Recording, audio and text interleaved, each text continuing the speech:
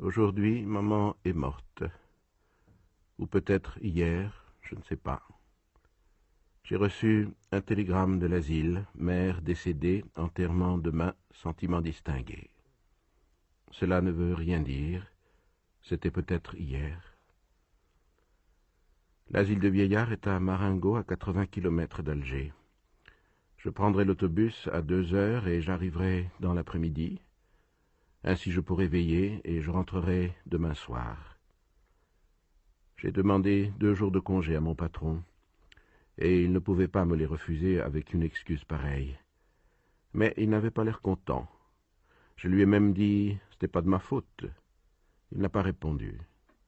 J'ai pensé alors que je n'aurais pas dû lui dire cela. En somme, je n'avais pas à m'excuser. C'était plutôt à lui de me présenter ses condoléances. Mais il le fera sans doute après-demain, quand il me verra en deuil. Pour le moment, c'est un peu comme si maman n'était pas morte. Après l'enterrement, au contraire, ce sera une affaire classée, et tout aura revêtu une allure plus officielle. J'ai pris l'autobus à 2 heures. Il faisait très chaud.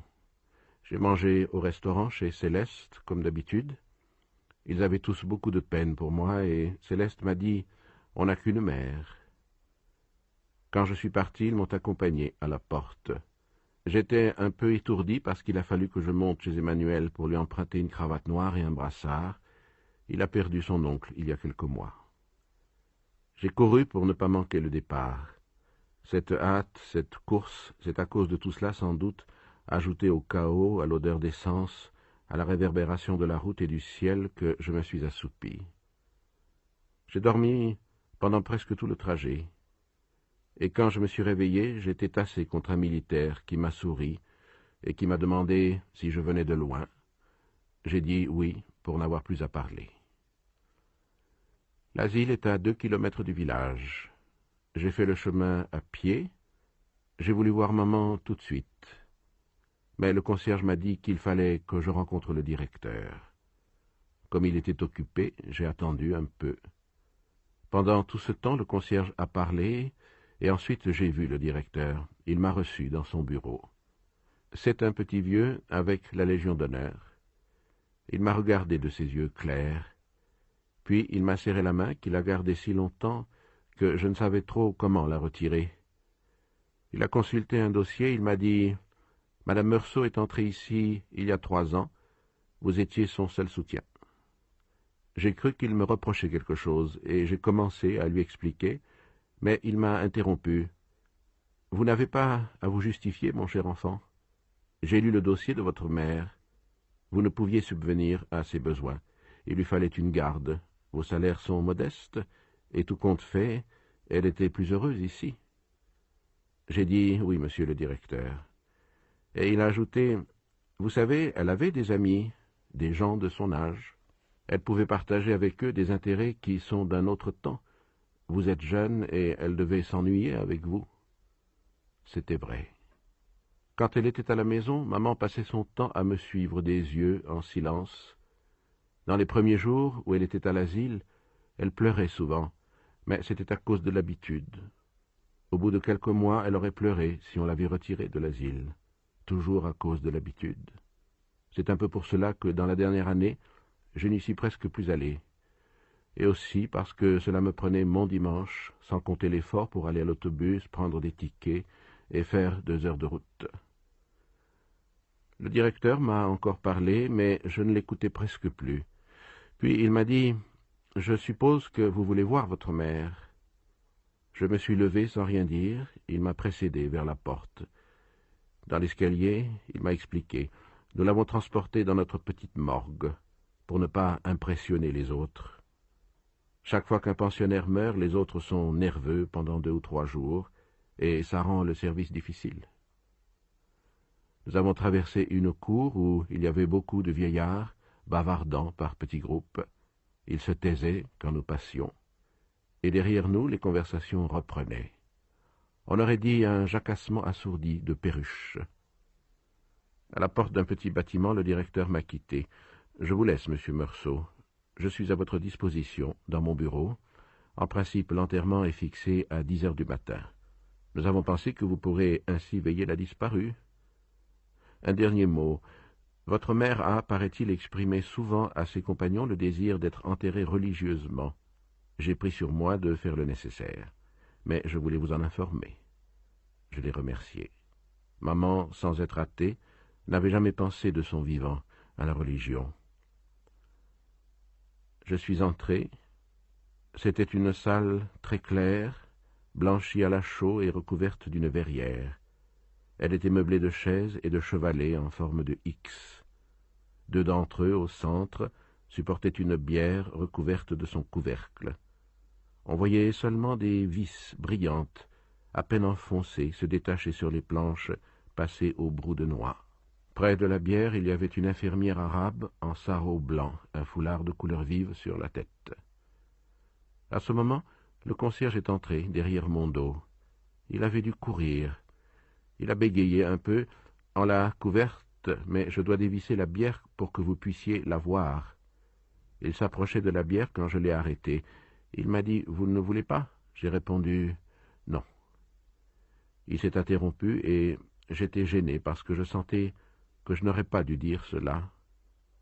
Au bout d'un moment, il m'a regardé et il m'a demandé « Pourquoi ?» mais sans reproche, comme s'il s'informait. J'ai dit « Je ne sais pas ». Alors, tortillant sa moustache blanche, il a déclaré sans me regarder « Je comprends ». Il avait de beaux yeux, bleu clair et un teint un peu rouge. Il m'a donné une chaise et lui-même s'est assis un peu en arrière de moi. La garde s'est levée et s'est dirigée vers la sortie. À ce moment, le concierge m'a dit « C'est un chancre qu'elle a ». Comme je ne comprenais pas, j'ai regardé l'infirmière et j'ai vu qu'elle portait sous les yeux un bandeau qui faisait le tour de la tête. À la hauteur du nez, le bandeau était plat. On ne voyait que la blancheur du bandeau dans son visage. Quand elle est partie, le concierge a parlé. « Je vais vous laisser seul. » Je ne sais pas quel geste j'ai fait, mais il est resté debout derrière moi. Cette présence dans mon dos me gênait. La pièce était pleine d'une belle lumière de fin d'après-midi. Deux frelons bourdonnaient contre la verrière, et je sentais le sommeil me gagner. J'ai dit au concierge sans me retourner vers lui, « Il y a longtemps que vous êtes là ?» Immédiatement, il a répondu « 5 ans », comme s'il avait attendu depuis toujours ma demande. Ensuite, il a beaucoup bavardé. On l'aurait bien étonné en lui disant qu'il finirait concierge à l'asile de Marengo. Il avait 64 ans et il était parisien. À ce moment, je l'ai interrompu. « Ah, vous n'êtes pas d'ici ?» Puis je me suis souvenu qu'avant de me conduire chez le directeur, il m'avait parlé de maman. Il m'avait dit qu'il fallait l'enterrer très vite parce que dans la plaine, il faisait chaud, surtout dans ce pays. C'est alors qu'il m'avait appris qu'il avait vécu à Paris et qu'il avait du mal à l'oublier. À Paris, on reste avec le mort 3, 4 jours, quelquefois. Ici, on n'a pas le temps. On ne s'est pas fait à l'idée que déjà il faut courir derrière le corbillard. Sa femme lui avait dit alors « Tais-toi, ce ne sont pas des choses à raconter à monsieur ». Le vieux avait rougi et s'était excusé. J'étais intervenu pour dire « Mais non, mais non ». Je trouvais ce qu'il racontait juste et intéressant. Dans la petite morgue, il m'a appris qu'il était entré à l'asile comme indigent. Comme il se sentait valide, il s'était proposé pour cette place de concierge. Je lui ai fait remarquer qu'en somme, il était un pensionnaire. Il m'a dit que non. J'avais déjà été frappé par la façon qu'il avait de dire « il », les autres, et plus rarement les vieux en parlant des pensionnaires dont certains n'étaient pas plus âgés que lui. Mais naturellement, ce n'était pas la même chose. Lui était concierge et, dans une certaine mesure, il avait des droits sur eux. La garde est entrée à ce moment. Le soir était tombé brusquement. Très vite, la nuit s'était épaissie au-dessus de la verrière. Le concierge a tourné le commutateur et j'ai été aveuglé par l'éclaboussement soudain de la lumière. Il m'a invité à me rendre au réfectoire pour dîner, mais je n'avais pas faim. Il m'a offert alors d'apporter une tasse de café au lait. Comme j'aime beaucoup le café au lait, j'ai accepté, et il est revenu un moment après avec un plateau. J'ai bu. J'ai eu alors envie de fumer, Mais j'ai hésité parce que je ne savais pas si je pouvais le faire devant maman. J'ai réfléchi, cela n'avait aucune importance. J'ai offert une cigarette au concierge et nous avons fumé. À un moment, il m'a dit « Vous savez, les amis de madame votre mère vont venir la veiller aussi. C'est la coutume. Il faut que j'aille chercher des chaises et du café noir. » Je lui ai demandé si on pouvait éteindre une des lampes. L'éclat de la lumière sur les murs blancs me fatiguait. Il m'a dit que ce n'était pas possible. L'installation était ainsi faite, c'était tout ou rien. Je n'ai plus beaucoup fait attention à lui. Il est sorti et revenu à disposer des chaises. Sur l'une d'elles, il a empilé des tasses autour d'une cafetière. Puis il s'est assis en face de moi, de l'autre côté de maman. La garde était aussi au fond, le dos tourné. Je ne voyais pas ce qu'elle faisait. Mais au mouvement de ses bras, je pouvais croire qu'elle tricotait. Il faisait doux, le café m'avait réchauffé, et par la porte ouverte entrait une odeur de nuit et de fleurs. Je crois que j'ai somnolé un peu. C'est un frôlement qui m'a réveillé. D'avoir fermé les yeux, la pièce m'a paru encore plus éclatante de blancheur. Devant moi, il n'y avait pas une ombre, et chaque objet, chaque angle, toutes les courbes se dessinaient avec une pureté blessante pour les yeux. C'est à ce moment que les amis de maman sont entrés. Ils étaient en tout une dizaine, et ils glissaient en silence dans cette lumière aveuglante. Ils se sont assis sans qu'aucune chaise grinçât. Je les voyais comme je n'avais jamais vu personne, et pas un détail de leur visage ou de leurs habits ne m'échappait. Pourtant, je ne les entendais pas, et j'avais peine à croire à leur réalité. Presque toutes les femmes portaient un tablier, et le cordon qui les serrait à la taille faisait encore ressortir leur ventre bombé. Je n'avais encore jamais remarqué à quel point les vieilles femmes pouvaient avoir du ventre. Les hommes étaient presque tous très maigres et tenaient des cannes. Ce qui me frappait dans leur visage, c'est que je ne voyais pas leurs yeux, mais seulement une lueur sans éclat au milieu d'un nid de rides. Lorsqu'ils se sont assis, la plupart m'ont regardé et ont hoché la tête avec gêne, les lèvres toutes mangées par leur bouche sans dents, sans que je puisse savoir s'ils me saluaient ou s'il s'agissait d'un tic. Je crois plutôt qu'ils me saluaient. C'est à ce moment que je me suis aperçu qu'ils étaient tous assis en face de moi, à dos dodelinés de la tête autour du concierge. J'ai eu un moment l'impression ridicule qu'ils étaient là pour me juger. Peu après, une des femmes s'est mise à pleurer. Elle était au second rang, cachée par une de ses compagnes, et je la voyais mal. Elle pleurait à petits cris, régulièrement. Il me semblait qu'elle ne s'arrêterait jamais.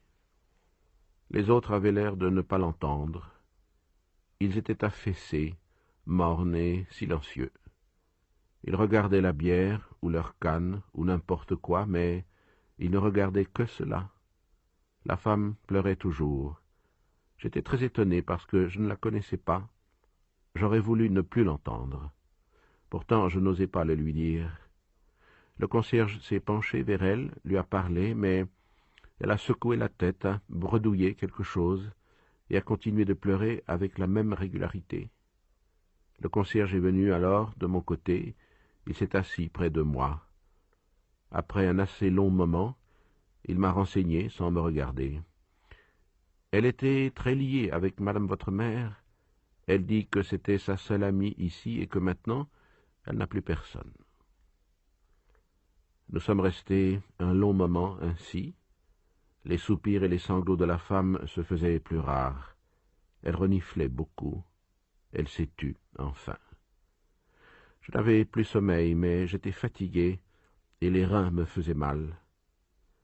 À présent, c'était le silence de tous ces gens qui m'était pénible. De temps en temps, seulement, j'entendais un bruit singulier, et je ne pouvais comprendre ce qu'il était. À la longue, j'ai fini par deviner que quelques-uns d'entre les vieillards suçaient l'intérieur de leurs joues et laissaient échapper ces clappements bizarres. Ils ne s'en apercevaient pas tant ils étaient absorbés dans leurs pensées. J'avais même l'impression que cette morte couchée au milieu d'eux ne signifiait rien à leurs yeux. Mais je crois maintenant que c'était une impression fausse. Nous avons tous pris du café, servi par le concierge. Ensuite, je ne sais plus. La nuit a passé. Je me souviens qu'à un moment, j'ai ouvert les yeux et j'ai vu que les vieillards dormaient, tassés sur eux-mêmes, à l'exception d'un seul qui, le menton sur le dos de ses mains agrippées à la canne, me regardait fixement, comme s'il n'attendait que mon réveil. Puis j'ai encore dormi. Je me suis réveillé parce que j'avais de plus en plus mal au rein. Le jour glissait sur la verrière. Peu après, l'un des vieillards s'est réveillé et il a beaucoup toussé.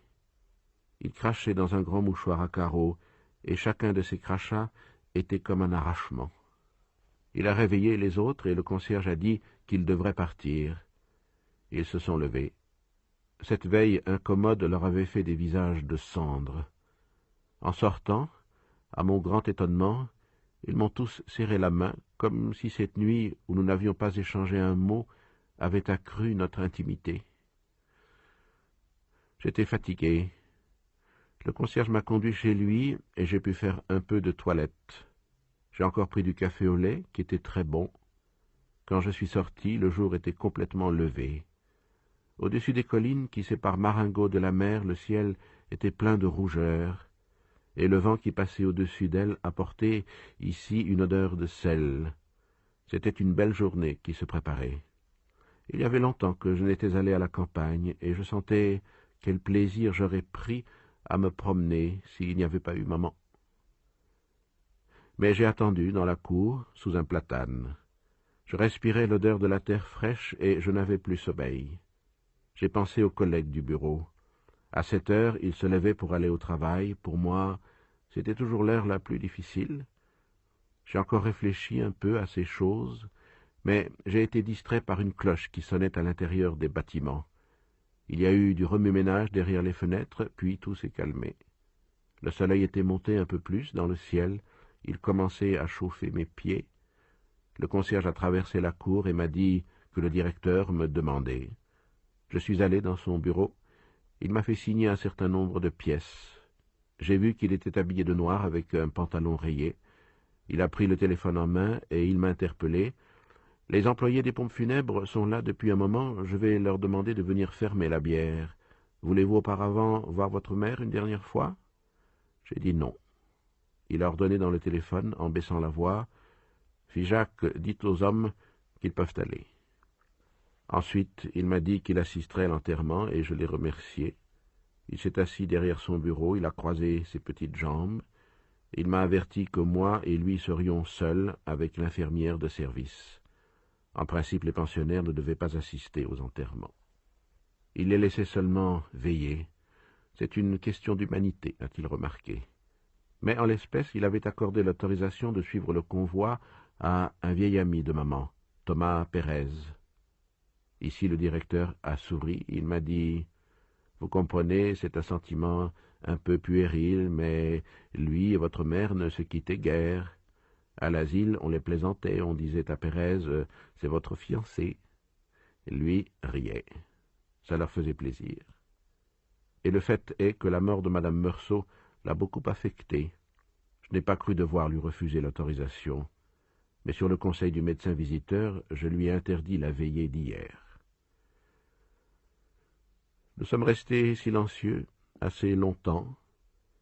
Le directeur s'est levé et a regardé par la fenêtre de son bureau. À un moment, il a observé « Voilà déjà le curé de Marengo, il est en avance. » Il m'a prévenu qu'il faudrait au moins 3/4 d'heure de marche pour aller à l'église qui est au village même. Nous sommes descendus. Devant le bâtiment, il y avait le curé et 2 enfants de chœur. L'un de ceux-ci tenait un encensoir, et le prêtre se baissait vers lui pour régler la longueur de la chaîne d'argent. Quand nous sommes arrivés, le prêtre s'est relevé, il m'a appelé mon fils et m'a dit quelques mots. Il est entré, je l'ai suivi. J'ai vu d'un coup que les vis de la bière étaient enfoncées et qu'il y avait 4 hommes noirs dans la pièce. J'ai entendu en même temps le directeur me dire que la voiture attendait sur la route et le prêtre commençait ses prières. À partir de ce moment, tout est allé très vite. Les hommes se sont avancés vers la bière avec un drap.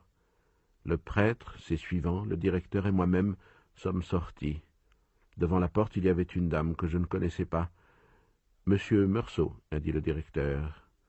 Je n'ai pas entendu le nom de cette dame, et j'ai compris seulement qu'elle était infirmière déléguée.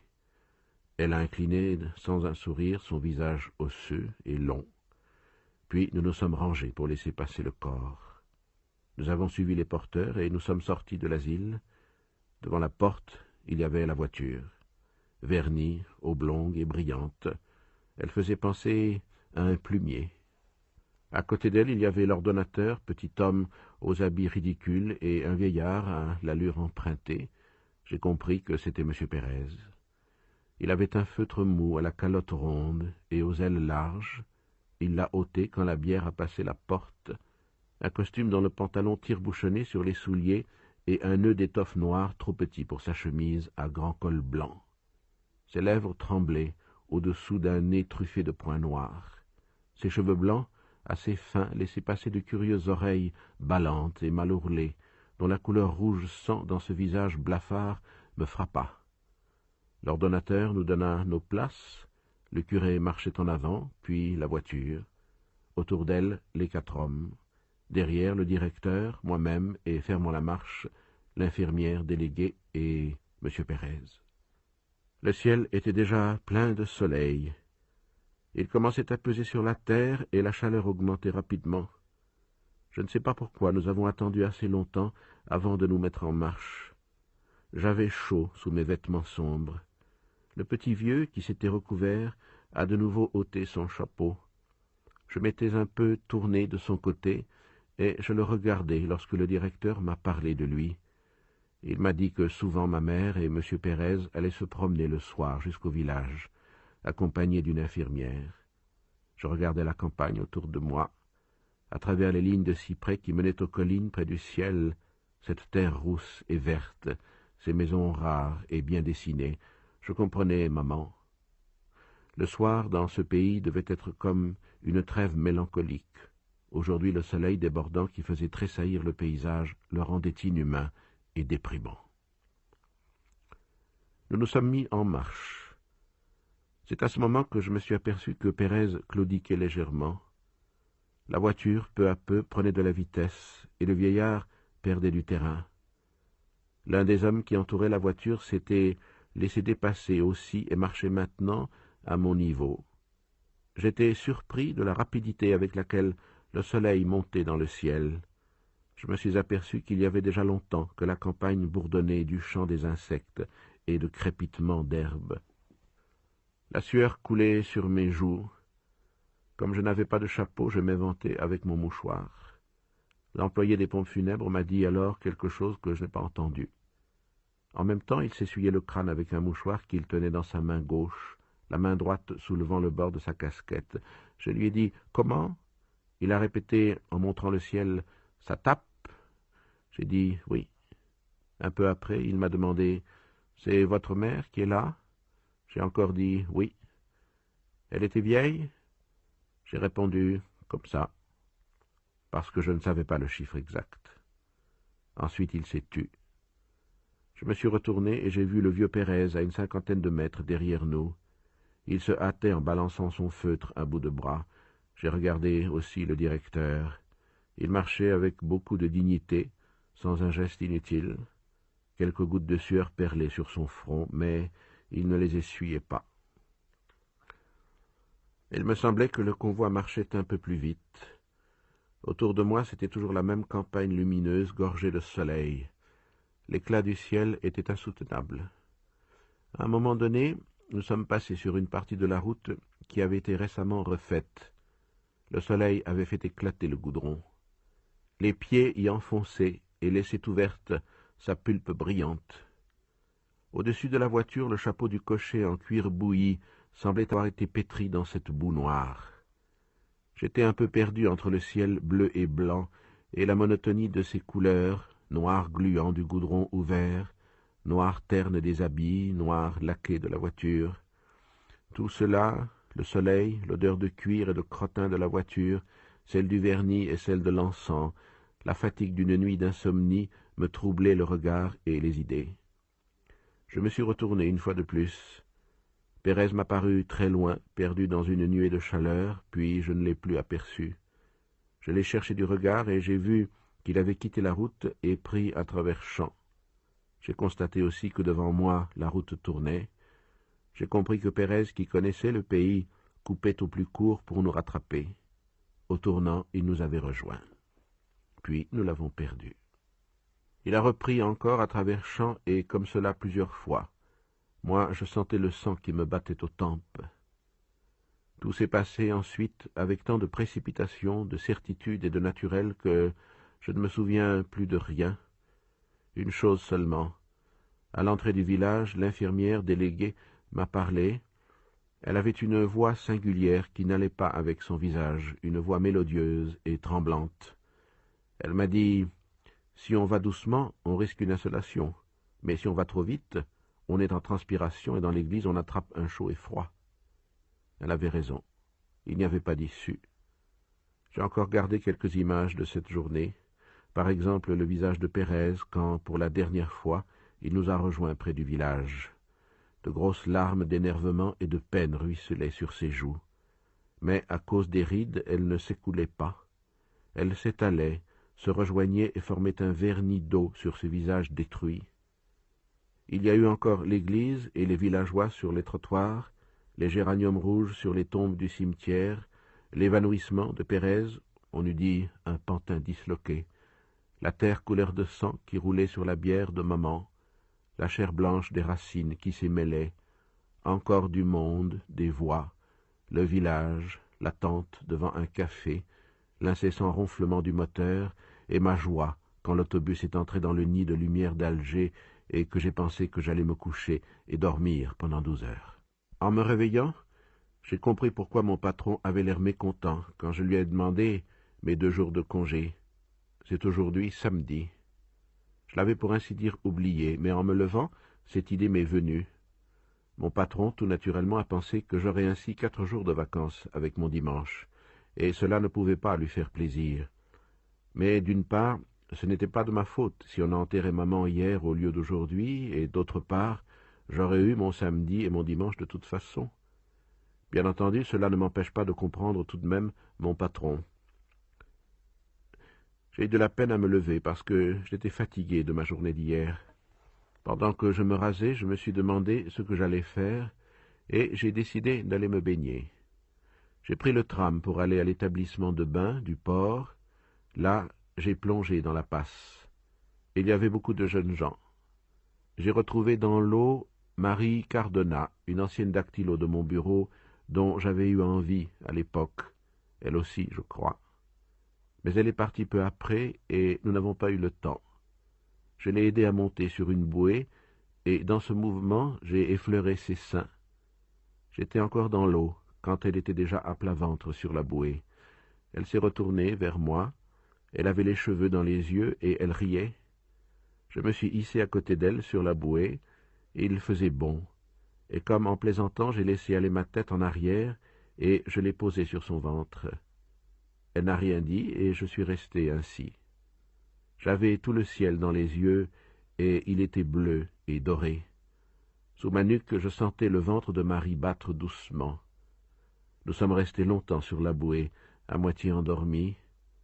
Quand le soleil est devenu trop fort, elle a plongé, et je l'ai suivie.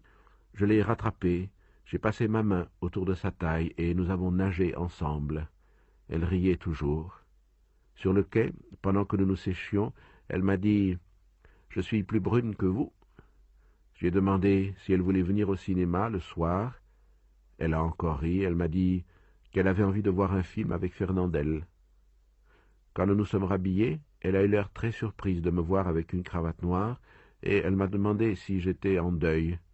Je lui ai dit que maman était morte. Comme elle voulait savoir depuis quand, j'ai répondu « depuis hier ». Elle a eu un petit recul, mais n'a fait aucune remarque. J'ai eu envie de lui dire que ce n'était pas de ma faute, mais je me suis arrêté parce que j'ai pensé que je l'avais déjà dit à mon patron. Cela ne signifiait rien. De toute façon, on est toujours un peu fautif. Le soir, Marie avait tout oublié. Le film était drôle par moments et puis vraiment trop bête. Elle avait sa jambe contre la mienne. Je lui caressai les seins. Vers la fin de la séance, je l'ai embrassée, mais mal. En sortant, elle est venue chez moi. Quand je me suis réveillé, Marie était partie. Elle m'avait expliqué qu'elle devait aller chez sa tante. J'ai pensé que c'était dimanche, et cela m'a ennuyé. Je n'aime pas le dimanche. Alors, je me suis retourné dans mon lit. J'ai cherché dans le traversin l'odeur de sel que les cheveux de Marie y avaient laissée, et j'ai dormi jusqu'à 10 heures. J'ai fumé ensuite des cigarettes, toujours couché, jusqu'à midi. Je ne voulais pas déjeuner chez Céleste comme d'habitude, parce que certainement il m'aurait posé des questions et je n'aime pas cela. Je me suis fait cuire des œufs et je les ai mangés à même le plat, sans pain, parce que je n'en avais plus et que je ne voulais pas descendre pour en acheter. Après le déjeuner, je me suis ennuyé un peu et j'ai erré dans l'appartement. Il était commode quand maman était là. Maintenant il est trop grand pour moi et j'ai dû transporter dans ma chambre la table de la salle à manger. Je ne vis plus que dans cette pièce, entre les chaises de paille un peu creusées, l'armoire dont la glace est jaunie, la table de toilette et le lit de cuivre. Le reste est à l'abandon. Un peu plus tard, pour faire quelque chose, j'ai pris un vieux journal et je l'ai lu. J'y ai découpé une réclame d'aisselle Cruchen et je l'ai collée dans un vieux cahier où je mets les choses qui m'amusent dans les journaux. Je me suis aussi lavé les mains et, pour finir, je me suis mis au balcon. Ma chambre donne sur la rue principale du faubourg. L'après-midi était beau. Cependant le pavé était gras, les gens rares et pressés encore. C'étaient d'abord des familles allant en promenade, deux petits garçons en costume marin, la culotte au-dessous du genou, un peu empêtrés dans leurs vêtements raides, et une petite fille avec un gros nœud rose et des souliers noirs vernis. Derrière eux, une mère énorme, en robe de soie marron, et le père, un petit homme assez frêle que je connais de vue. Il avait un canotier, un nœud papillon et une canne à la main. En le voyant, avec sa femme, j'ai compris pourquoi dans le quartier on disait de lui qu'il était distingué. Un peu plus tard passèrent les jeunes gens du faubourg, cheveux laqués et cravate rouge, le veston très cintré avec une pochette brodée et des souliers à bout carré. J'ai pensé qu'ils allaient au cinéma du centre. C'était pourquoi ils partaient si tôt et se dépêchaient vers le tram en riant très fort. Après eux, la rue peu à peu est devenue déserte. Les spectacles étaient partout commencés, je crois. Il n'y avait plus dans la rue que les boutiquiers et les chats. Le ciel était pur, mais sans éclat, au-dessus des ficus qui bordent la rue. Sur le trottoir d'en face, le marchand de tabac a sorti une chaise, l'a installée devant sa porte et l'a enfourchée en s'appuyant des deux bras sur le dossier. Les trams tout à l'heure bondés étaient presque vides. Dans le petit café, chez Pierrot, à côté du marchand de tabac, le garçon balayait de la sueur dans la salle déserte. C'était vraiment dimanche. J'ai retourné ma chaise et je l'ai placée comme celle du marchand de tabac parce que j'ai trouvé que c'était plus commode. J'ai fumé 2 cigarettes. Je suis rentré pour prendre un morceau de chocolat et je suis revenu le manger à la fenêtre. Peu après, le ciel s'est assombri et j'ai cru que nous allions avoir un orage d'été. Il s'est découvert peu à peu, cependant. Mais le passage des nuées avait laissé sur la rue comme une promesse de pluie qui l'a rendue plus sombre. Je suis resté longtemps à regarder le ciel. À 5 heures, des tramways sont arrivés dans le bruit. Ils ramenaient du stade de banlieue des grappes de spectateurs perchés sur les marchepieds et les rambardes.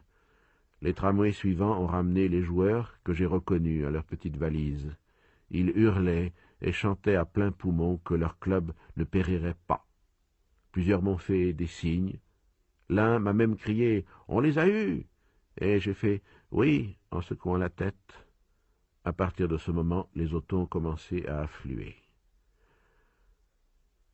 La journée a tourné encore un peu. Au-dessus des toits, le ciel est devenu rougeâtre et, avec le soir naissant, les rues se sont animées. Les promeneurs revenaient peu à peu. J'ai reconnu le monsieur distingué au milieu d'autres. Les enfants pleuraient ou se laissaient traîner. Presque aussitôt, les cinémas du quartier ont déversé dans la rue un flot de spectateurs. Parmi eux, les jeunes gens avaient des gestes plus décidés que d'habitude et j'ai pensé qu'ils avaient vu un film d'aventure. Ceux qui revenaient des cinémas de la ville arrivèrent un peu plus tard. Ils semblaient plus graves. Ils riaient encore, mais de temps en temps, ils paraissaient fatigués et songeurs. Ils sont restés dans la rue, allant et venant sur le trottoir d'en face. Les jeunes filles du quartier, en cheveux, se tenaient par le bras. Les jeunes gens s'étaient arrangés pour les croiser, et ils lançaient des plaisanteries dont elles riaient en détournant la tête. Plusieurs d'entre elles, que je connaissais, m'ont fait des signes. Les lampes de la rue se sont allumées brusquement, et elles ont fait pâlir les premières étoiles qui montaient dans la nuit. J'ai senti mes yeux se fatiguer à regarder les trottoirs avec leur chargement d'hommes et de lumière. Les lampes faisaient luire le pavé mouillé, et les tramways à intervalles réguliers mettaient leurs reflets sur des cheveux brillants, un sourire ou un bracelet d'argent. Peu après, avec les tramways plus rares et la nuit déjà noire au-dessus des arbres et des lampes, le quartier s'est vidé insensiblement, jusqu'à ce que le premier chat traverse lentement la rue de nouveau déserte. J'ai pensé alors qu'il fallait dîner. J'avais un peu mal au cou d'être resté longtemps appuyé sur le dos de ma chaise. Je suis descendu acheter du pain et des pâtes, j'ai fait ma cuisine et j'ai mangé debout. J'ai voulu fumer une cigarette à la fenêtre, mais l'air avait fraîchi et j'ai eu un peu froid. J'ai fermé mes fenêtres et en revenant, j'ai vu dans la glace un bout de table où ma lampe à alcool voisinait avec des morceaux de pain. J'ai pensé que c'était toujours un dimanche de tirée, que maman était maintenant enterrée, que j'allais reprendre mon travail et que, somme toute, il n'y avait rien de changé. Aujourd'hui, j'ai beaucoup travaillé au bureau. Le patron a été aimable. Il m'a demandé si je n'étais pas trop fatigué, et il a voulu savoir aussi l'âge de maman. J'ai dit une 60aine d'années, pour ne pas me tromper, et je ne sais pas pourquoi, il a eu l'air d'être soulagé et de considérer que c'était une affaire terminée. Il y avait un tas de connaissements qui s'amoncelaient sur ma table, et il a fallu que je les dépouille tous. Avant de quitter le bureau pour aller déjeuner, je me suis lavé les mains. À midi, j'aime bien ce moment. Le soir, j'y trouve moins de plaisir parce que la serviette roulante qu'on utilise est tout à fait humide. Elle a servi toute la journée. J'en ai fait la remarque un jour à mon patron. Il m'a répondu qu'il trouvait cela regrettable, mais que c'était tout de même un détail sans importance. Je suis sorti un peu tard, à 12h30, avec Emmanuel, qui travaille à l'expédition. Le bureau donne sur la mer, et nous avons perdu un moment à regarder les cargos dans le port brûlant de soleil. À ce moment, un camion est arrivé dans un fracas de chaînes et d'explosions. Emmanuel m'a demandé si on y allait, et je me suis mis à courir. Le camion nous a dépassés et nous nous sommes lancés à sa poursuite. J'étais noyé dans le bruit et la poussière. Je ne voyais plus rien et ne sentais que cet élan désordonné de la course, au milieu des treuils et des machines, des mâts qui dansaient sur l'horizon et des coques que nous longions. J'ai pris appui le premier et j'ai sauté au vol. Puis j'ai aidé Emmanuel à s'asseoir.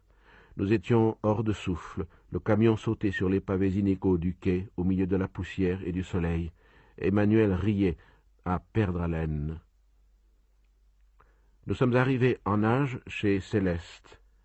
Il était toujours là, avec son gros ventre, son tablier et ses moustaches blanches. Il m'a demandé si ça allait quand même. Je lui ai dit que oui, et que j'avais faim. J'ai mangé très vite et j'ai pris du café. Puis je suis rentré chez moi, j'ai dormi un peu parce que j'avais trop bu de vin, et en me réveillant, j'ai eu envie de fumer. Il était tard, et j'ai couru pour attraper un tram. J'ai travaillé toute l'après-midi. Il faisait très chaud dans le bureau, et le soir, en sortant, j'ai été heureux de revenir en marchant lentement le long des quais. Le ciel était vert, je me sentais content. Tout de même, je suis rentré directement chez moi parce que je voulais me préparer des pommes de terre bouillies. En montant dans l'escalier noir, j'ai heurté le vieux Salamano, mon voisin de palier. Il était avec son chien. Il y a 8 ans qu'on les voit ensemble. L'Épagnol a une maladie de peau, le rouge, je crois, qui lui fait perdre presque tous ses poils et qui le couvre de plaques et de croûtes brunes. À force de vivre avec lui, seuls tous les deux, dans une petite chambre, le vieux Salamano a fini par lui ressembler. Il a des croûtes rougeâtres sur le visage et le poil jaune est rare. Le chien, lui, a pris de son patron une sorte d'allure voûtée, le museau en avant et le cou tendu. Ils ont l'air de la même race, et pourtant ils se détestent. 2 fois par jour, à 11 heures et à 6 heures, le vieux mène son chien promener. Depuis 8 ans, ils n'ont pas changé leur itinéraire. On peut les voir le long de la rue de Lyon, le chien tirant l'homme jusqu'à ce que le vieux Salamano bute. Il bat son chien alors et l'insulte. Le chien rampe de frayeur et se laisse traîner. À ce moment, c'est au vieux de le tirer. Quand le chien a oublié, il entraîne de nouveau son maître et il est de nouveau battu et insulté. Alors ils restent tous les deux sur le trottoir et ils se regardent, le chien avec terreur, l'homme avec haine. C'est ainsi tous les jours. Quand le chien veut uriner, le vieux ne lui en laisse pas le temps et le tire, l'épagnole semant derrière lui une traînée de petites gouttes. Si par hasard le chien fait dans la chambre, alors il est encore battu. Il y a 8 ans que cela dure. Céleste dit toujours que c'est malheureux, mais au fond, personne ne peut savoir. Quand je l'ai rencontré dans l'escalier, Salamano était en train d'insulter son chien. Il lui disait « Salaud, charogne !» et le chien gémissait. J'ai dit « Bonsoir », mais le vieux insultait toujours. Alors je lui demandai ce que le chien lui avait fait. Il ne m'a pas répondu. Il disait seulement « Salaud, charogne !» Je le devinais penché sur son chien, en train d'arranger quelque chose sur le collier. J'ai parlé plus fort. Alors, sans se retourner, il m'a répondu avec une sorte de rage rentrée. « Il est toujours là !» Puis il est parti en tirant la bête qui se laissait traîner sur ses 4 pattes et gémissait. Juste à ce moment est entré mon 2e voisin de palier. Dans le quartier, on dit qu'il vit des femmes. Quand on lui demande son métier, pourtant, il est magasinier. En général, il n'est guère aimé. Mais il me parle souvent, et quelquefois il passe un moment chez moi parce que je l'écoute. Je trouve que ce qu'il dit est intéressant. D'ailleurs, je n'ai aucune raison de ne pas lui parler. Il s'appelle Raymond Sintès. Il est assez petit, avec de larges épaules et un nez de boxeur. Il est toujours habillé très correctement. Lui aussi m'a dit, en parlant de Salamano, si c'est pas malheureux. Il m'a demandé si ça ne me dégoûtait pas, et j'ai répondu que non. Nous sommes montés, et j'allais le quitter, quand il m'a dit « J'ai chez moi du boudin et du vin, si vous voulez manger un morceau avec moi. » J'ai pensé que cela m'éviterait de faire ma cuisine, et j'ai accepté. Lui aussi n'a qu'une chambre, avec une cuisine, sans fenêtre. Au-dessus de son lit, il y a un ange en stuc blanc et rose, des photos de champions, et 2 ou 3 clichés de femmes nues. La chambre était sale, et le lit défait. Il a d'abord allumé sa lampe à pétrole, puis il a sorti un pansement assez douteux de sa poche et a enveloppé sa main droite. Je lui ai demandé ce qu'il avait. Il m'a dit qu'il avait eu une bagarre avec un type qui lui cherchait des histoires. « Vous comprenez, monsieur Meursault, m'a-t-il dit, c'est pas que je suis méchant, mais je suis vif. L'autre, il m'a dit, descends du tram si tu es un homme. J'ai dit, allez, reste tranquille. Il m'a dit que je n'étais pas un homme. Alors je suis descendu et je lui ai dit, assez, ça vaut mieux, ou je vais te mûrir. Il m'a répondu, de quoi? Alors je lui en ai donné un. Il est tombé. Moi, j'allais le relever, mais il m'a donné des coups de pied de par terre. Alors je lui ai donné un coup de genou et 2 taquets. Il avait la figure en sang. Je lui ai demandé s'il avait son compte, il m'a dit « oui ». Pendant tout ce temps, Sintès arrangeait son pansement. J'étais assis sur le lit, il m'a dit « Vous voyez que je ne l'ai pas cherché, c'est lui qui m'a manqué ». C'était vrai et je l'ai reconnu. Alors il m'a déclaré que, justement, il voulait me demander un conseil au sujet de cette affaire, que moi, j'étais un homme, je connaissais la vie, que je pouvais l'aider, et qu'ensuite il serait mon copain. Je n'ai rien dit, et il m'a demandé encore si je voulais être son copain. J'ai dit que ça m'était égal. Il a eu l'air content. Il a sorti du boudin, il l'a fait cuire à la poêle, et il a installé des verres, des assiettes, des couverts et 2 bouteilles de vin, tout cela en silence. Puis nous nous sommes installés. En mangeant, il a commencé à me raconter son histoire. Il hésitait d'abord un peu. J'ai connu une dame, c'était pour autant dire ma maîtresse. L'homme avec qui il s'était battu était le frère de cette femme.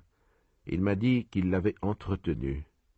Je n'ai rien répondu, et pourtant il a ajouté tout de suite qu'il savait ce qu'on disait dans le quartier, mais qu'il avait sa conscience pour lui et qu'il était magasinier. Pour en venir à mon histoire, m'a-t-il dit, je me suis aperçu qu'il y avait de la tromperie. Il lui donnait juste de quoi vivre. Il payait lui-même le loyer de sa chambre et il lui donnait 20 francs par jour pour la nourriture. 300 francs de chambre, 600 francs de nourriture, une paire de bas de temps en temps, ça faisait 1000 francs. Et madame ne travaillait pas. Mais elle me disait que c'était juste, qu'elle n'arrivait pas avec ce que je lui donnais. Pourtant je lui disais, « Pourquoi tu ne travailles pas une demi-journée? Tu me soulagerais bien, pour toutes ces petites choses. Je t'ai acheté un ensemble ce mois-ci, je te paye 20 francs par jour, je te paye le loyer, et toi tu prends le café l'après-midi avec tes amis. Tu leur donnes le café et le sucre, moi je te donne l'argent. J'ai bien agi avec toi, et tu me le rends mal. » Mais elle ne travaillait pas. Elle disait toujours qu'elle n'arrivait pas et que c'est comme ça que je me suis aperçu qu'il y avait de la tromperie. Il m'a alors raconté qu'il avait trouvé un billet de loterie dans son sac et qu'elle n'avait pas pu lui expliquer comment elle l'avait acheté. Un peu plus tard, il avait trouvé chez elle une indication du mont-de-piété qui prouvait qu'elle avait engagé 2 bracelets. Jusque-là, il ignorait l'existence de ces bracelets. J'ai bien vu qu'il y avait de la tromperie. Alors je l'ai quitté. Mais d'abord, je l'ai tapé. Et puis je lui ai dit ses vérités. Je lui ai dit que tout ce qu'elle voulait, c'était s'amuser avec sa chose. Comme je lui ai dit, vous comprenez, monsieur Meursault, tu ne vois pas que le monde, il est jaloux du bonheur que je te donne. Tu connaîtras plus tard le bonheur que tu avais. Il l'avait battue jusqu'au sang. Auparavant, il ne la battait pas. Je la tapais, mais tendrement, pour ainsi dire. Elle criait un peu. Je fermais les volets, et ça finissait comme toujours. Mais maintenant, c'est sérieux. Et pour moi, je ne l'ai pas assez punie. Il m'a expliqué alors que c'était pour cela qu'il avait besoin d'un conseil. Il s'est arrêté pour régler la mèche de la lampe qui charbonnait. Moi, je l'écoutais toujours. J'avais bien bu près d'1 litre de vin et j'avais très chaud aux tempes. Je fumais les cigarettes de Raymond, parce qu'il ne m'en restait plus. Les derniers trams passaient emportaient avec eux le bruit maintenant lointain du faubourg. Raymond a continué. Ce qui l'ennuyait, c'est qu'il avait encore un sentiment pour son coït, mais il voulait la punir. Il avait d'abord pensé à l'emmener dans un hôtel et à appeler les mœurs pour causer un scandale et la faire mettre en carte. Ensuite, il s'était adressé à des amis qu'il avait dans le milieu. Il n'avait rien trouvé. Et comme me le faisait remarquer Raymond, c'était bien la peine d'être du milieu. Il leur avait dit, et ils avaient alors proposé de la marquer. Mais ce n'était pas ce qu'il voulait. Il allait réfléchir. Auparavant, il voulait me demander quelque chose. D'ailleurs, avant de me le demander, il voulait savoir ce que je pensais de cette histoire. J'ai répondu que je n'en pensais rien, mais que c'était intéressant. Il m'a demandé si je pensais qu'il y avait de la tromperie, et moi, il me semblait bien qu'il y avait de la tromperie, si je trouvais qu'on devait la punir, et ce que je ferais à sa place. Je lui ai dit qu'on ne pouvait jamais savoir, mais je comprenais qu'il veuille la punir. J'ai encore bu un peu de vin. Il a allumé une cigarette et il m'a découvert son idée. Il voulait lui écrire une lettre avec des coups de pied et en même temps des choses pour la faire regretter. Après, quand elle reviendrait, il coucherait avec elle et, juste au moment de finir, il lui cracherait à la figure et il la mettrait dehors. J'ai trouvé qu'en effet, de cette façon, elle serait punie. Mais Raymond m'a dit qu'il ne se sentait pas capable de faire la lettre qu'il fallait et qu'il avait pensé à moi pour la rédiger. Comme je ne disais rien, il m'a demandé si cela m'ennuierait de le faire tout de suite et j'ai répondu que non. Il s'est alors levé après avoir bu un verre de vin. Il a repoussé les assiettes et le peu de boudin froid que nous avions laissé. Il a soigneusement essuyé la toile cirée de la table. Il a pris dans un tiroir de sa table de nuit une feuille de papier quadrillé, une enveloppe jaune, un petit porte-plume de bois rouge et un encrier carré d'encre violette. Quand il m'a dit le nom de la femme, j'ai vu que c'était une Mauresque. J'ai fait la lettre. Je l'ai écrite un peu au hasard, mais je me suis appliqué à contenter Raymond parce que je n'avais pas de raison de ne pas le contenter. Puis j'ai lu la lettre à haute voix. Il m'a écouté en fumant et en hochant la tête, puis il m'a demandé de la relire. Il a été tout à fait content. Il m'a dit « Je savais bien que tu connaissais la vie ». Je ne me suis pas aperçu d'abord qu'il me tutoyait. C'est seulement quand il m'a déclaré « Maintenant, tu es un vrai copain » que cela m'a frappé. Il a répété sa phrase et j'ai dit « Oui ». Cela m'était égal d'être son copain et il avait vraiment l'air d'en avoir envie. Il a cacheté la lettre et nous avons fini le vin. Puis nous sommes restés un moment à fumer sans rien dire. Au dehors, tout était calme. Nous avons entendu le glissement d'une auto qui passait. J'ai dit « Il est tard ». Raymond le pensait aussi. Il a remarqué que le temps passait vite, et dans un sens, c'était vrai. J'avais sommeil, mais j'avais de la peine à me lever. J'ai dû avoir l'air fatigué parce que Raymond m'a dit qu'il ne fallait pas se laisser aller. D'abord, je n'ai pas compris.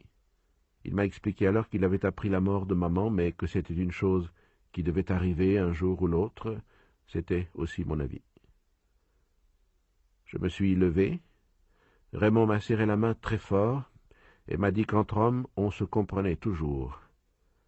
En sortant de chez lui, j'ai refermé la porte et je suis resté un moment dans le noir, sur le palier. La maison était calme et des profondeurs de la cage d'escalier montait un souffle obscur et humide.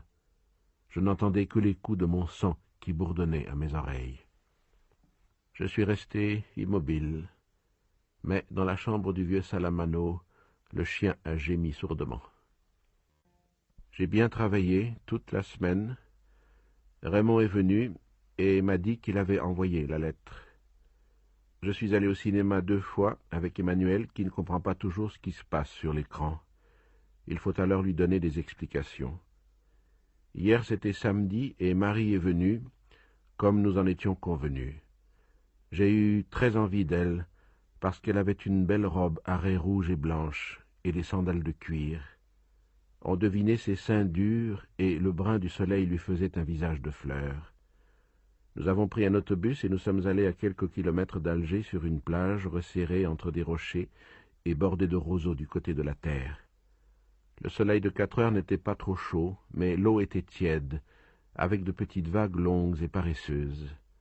Marie m'a appris un jeu.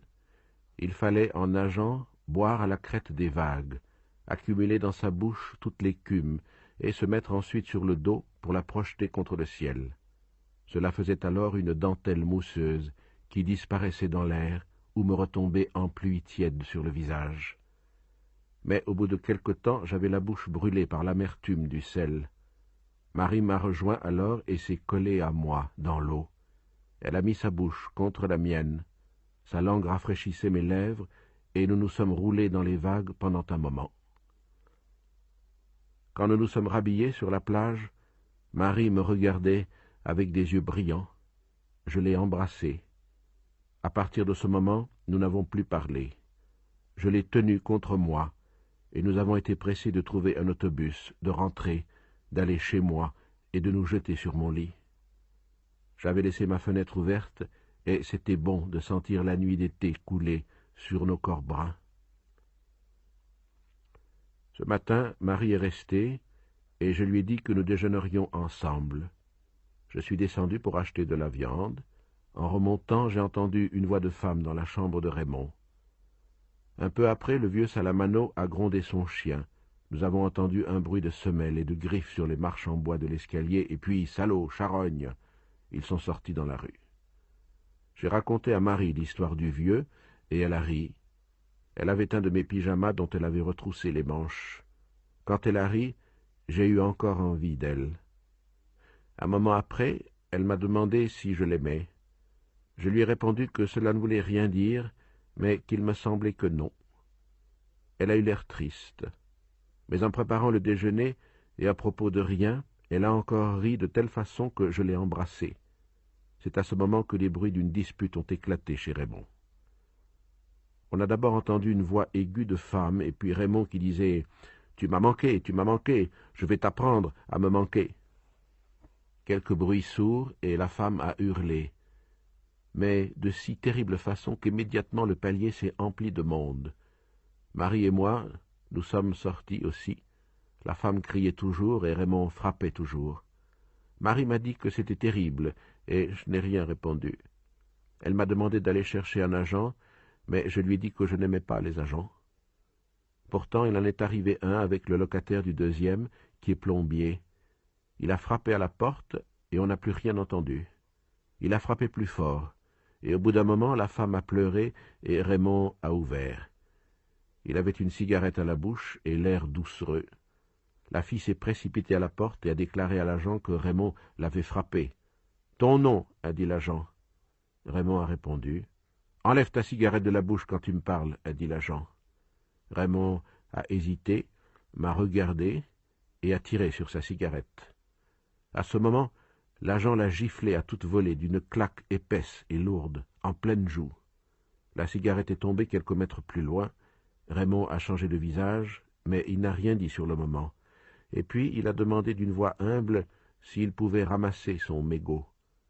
L'agent a déclaré qu'il le pouvait, et il a ajouté « Mais la prochaine fois tu sauras qu'un agent n'est pas un guignol. » Pendant ce temps, la fille pleurait, et elle a répété « Il m'a tapé, c'est un maquereau. » Monsieur l'agent a demandé alors Raymond « C'est dans la loi, ça, de dire maquereau à un homme ?» Mais l'agent lui a ordonné de fermer sa gueule. Raymond s'est alors retourné vers la fille, et il lui a dit « Attends, petite, on se retrouvera. » L'agent lui a dit de fermer ça, que la fille devait partir, et lui rester dans sa chambre en attendant d'être convoqué au commissariat. Il a ajouté que Raymond devrait avoir honte d'être soûl au point de trembler comme il le faisait. À ce moment, Raymond lui a expliqué « Je ne suis pas soûl, monsieur l'agent. Seulement, je suis là, devant vous, et je tremble, c'est forcé. » Il a fermé sa porte et tout le monde est parti.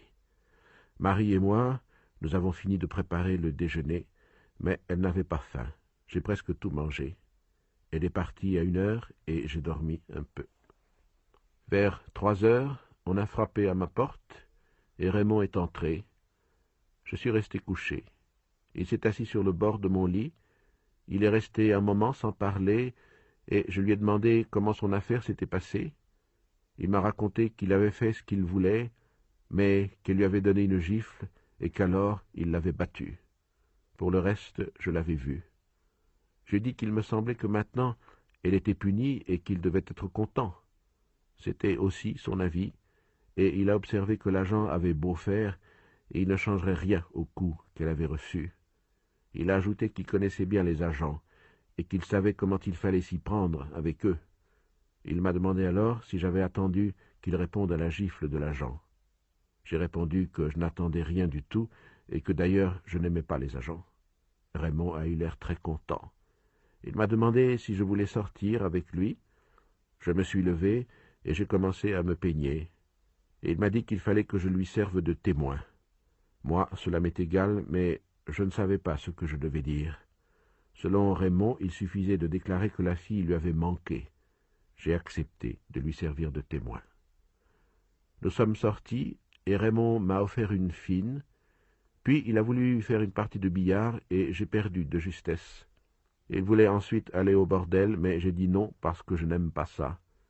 Alors nous sommes rentrés doucement, et il me disait combien il était content d'avoir réussi à punir sa maîtresse. Je le trouvais très gentil avec moi, et j'ai pensé que c'était un bon moment. De loin, j'ai aperçu sur le pas de la porte le vieux Salamano, qui avait l'air agité. Quand nous nous sommes rapprochés, j'ai vu qu'il n'avait pas son chien.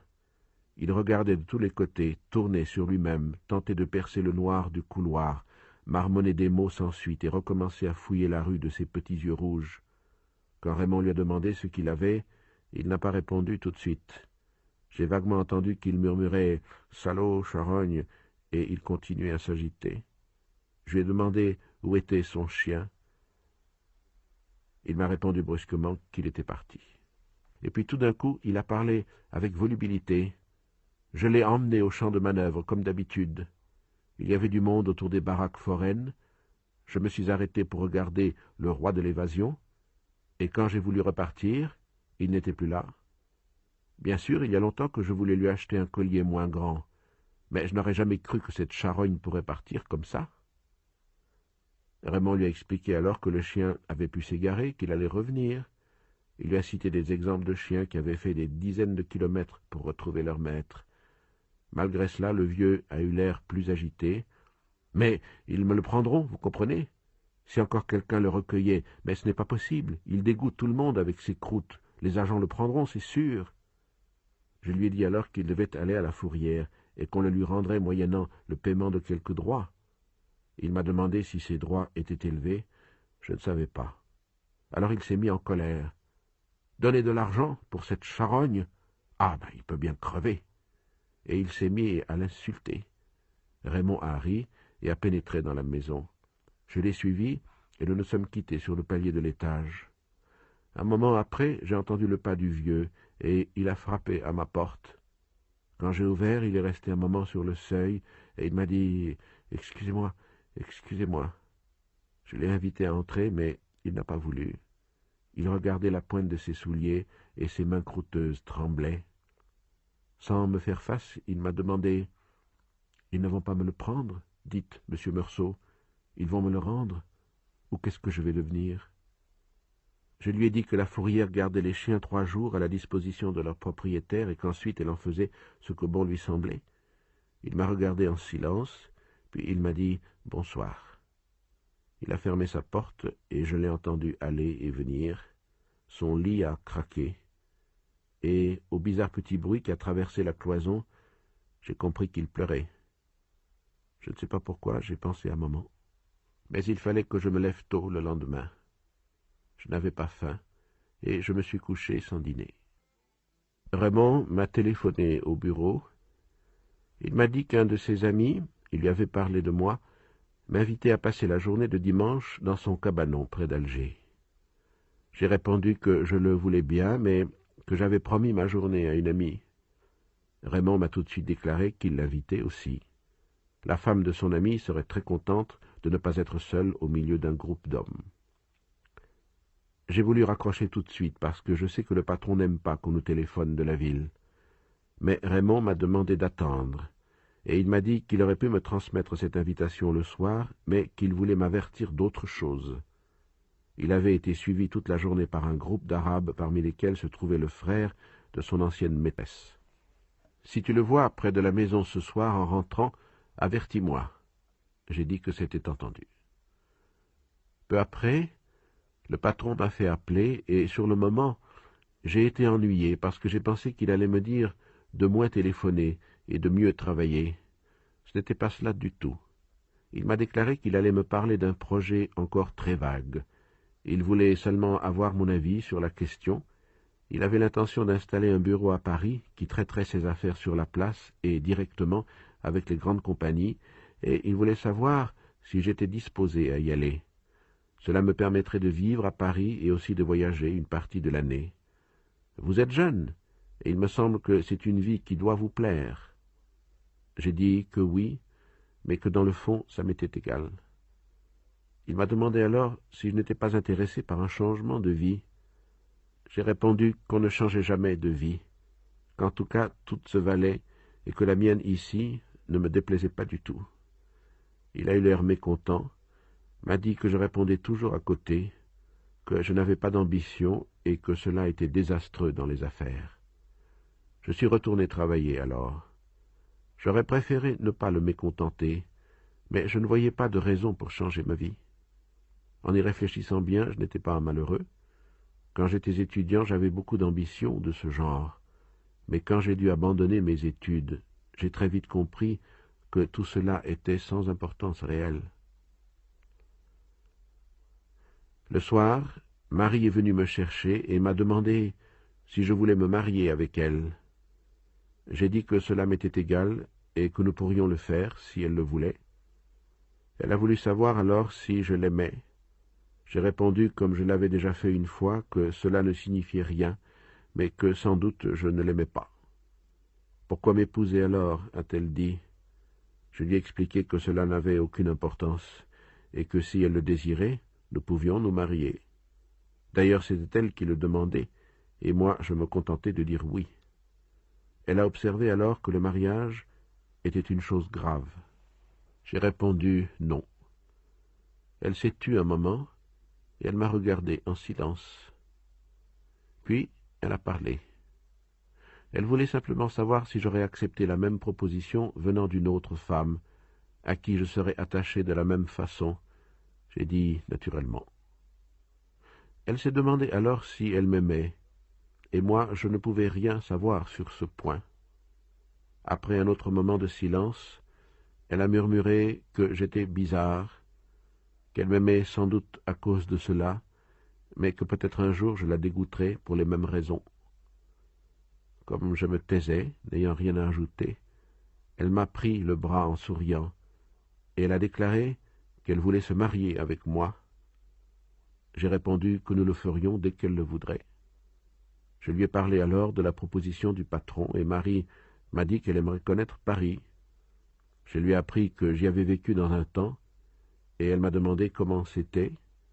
Je lui ai dit « c'est sale, il y a des pigeons et des cours noirs, les gens ont la peau blanche ». Puis nous avons marché et traversé la ville par ses grandes rues. Les femmes étaient belles, et je demandai à Marie si elle le remarquait. Elle m'a dit que oui, et qu'elle me comprenait. Pendant un moment, nous n'avons plus parlé. Je voulais cependant qu'elle reste avec moi, et je lui ai dit que nous pouvions dîner ensemble chez Céleste.